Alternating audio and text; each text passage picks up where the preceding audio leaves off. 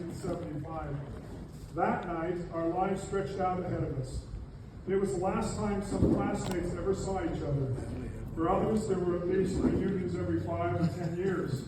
And some of us stayed much more connected. This might be the first reunion some of you have attended. If so, we're very glad that you're here. One of the things that makes high school reunions unique is that they're among the few occasions where everyone in the room is roughly the same age, give or take a few months. This means we all share a common experience of growing up in the 1960s and 70s in the small town setting of Dallas, Oregon.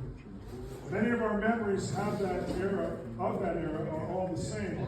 The Kennedy assassination, the Vietnam War, the moon landings, and the Watergate scandal. We also remember the oil crisis and waiting in line for just a few gallons of gas. Those events formed the backdrop of our childhood and youth.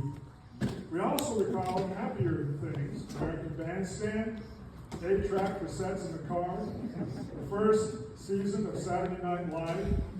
We remember Three Dog Night, Elton John, Olivia Newton-John, and John Denver. Enough of the Johns. The Sonny and Cher Variety Hour, Hee Haw. Surely I wasn't the only one that watched it. That was real culture. Some of us went through grade school, junior high, and high school together. Some of our classmates joined us later. By the time we graduated from Dallas High School, most of us knew each other in ways that no one else has known us since. We were kids, and we remember things about one another that no one else knows. That is part of what makes reunions special. It is a time to reconnect with people who knew us when we were young, before the rest of life happened. Amen. Most high school classes probably believe theirs was unique, and we're likely no different. We went to school, graduated during a time before computers, before cell phones, before cable TV, or streaming services. It was a simpler time, or at least less technologically advanced. Our class was unique because the number of classmates was multi-syllable German last names. And some of the highlights were these: names like Rugsager, Riefschneider, Hoffman, Eventhal, Derschler, Tomaszowski, Schwarzenegger, Regzer, Schellenberg, Mueller, and even Berger. Quite impressive names. Those names are epic. Of course, we had our share of simpler names like Arnold, Brill, Blossom, Seto, Palmer, Edwards, Peters, Berry, or Cornthwaite. I take that Cornthwaite is not so simple. Our exchange students deserve to be remembered as well. These include Ursula Winkler, Teche Leroy, and Justino Vallela. I regret that I didn't make more of an effort to get to know them, and I respect those in our class who did and made those exchange students feel welcome. I actually wish I had gotten to know everyone in our class better than I did.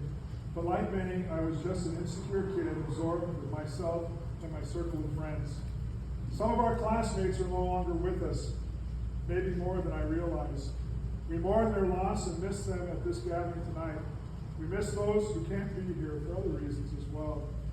We have memories of teachers, some or even many of whom are no longer with us. Mr. Gilbert, from whom I learned public speaking. Mrs. Kelly, advisor for the Dragon Tales. Mr. Fairchild, Mr. August, Mr. Kenyon, Mr. Knight, Mr. Newton, and Mr. Church. Mrs. Castile, Blackstone, Gwynn, Mrs. Johnson. There are others as well. Some were favorites and some were not. But all shaped us in their own ways. All of us hold memories of those years tucked away in our minds, some positive and some painful. Some are secret, known only to us and a few others. The people and experiences we shared during these 3, 6, or 12 years together shaped us into what we are today and influenced how our lives have developed since then. We're older now. We went from being seniors in 1975 to senior adults in 2025. Some have stayed in touch over the years, but many have not. Some have grown closer, but most of us have grown apart, each going our own way.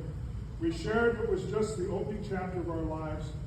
Just as with a book, The opening chapter is one of the most important, setting the stage for everything that follows. For some classmates, high school years were some of the best times. For others, they were something to get through or even endure and move on to the next chapter. We're now in the season of life where most of our chapters have been written. But just as the first chapter is important, setting the stage for what comes, the last chapters and the conclusion are even more critical to the story of our lives. So here's to us, the Dallas High School class of 1975. May the remaining chapters be the legacy that best represents us. Hang on. Individually and collectively. Have a great time visiting for the rest of the evening and making some more memories. I, Cliff, miss seeing you all. Glad he did. He's here. And I'm looking forward to seeing the photos, which he's in. And may polyester and platform shoes remain relics of the past, never to return.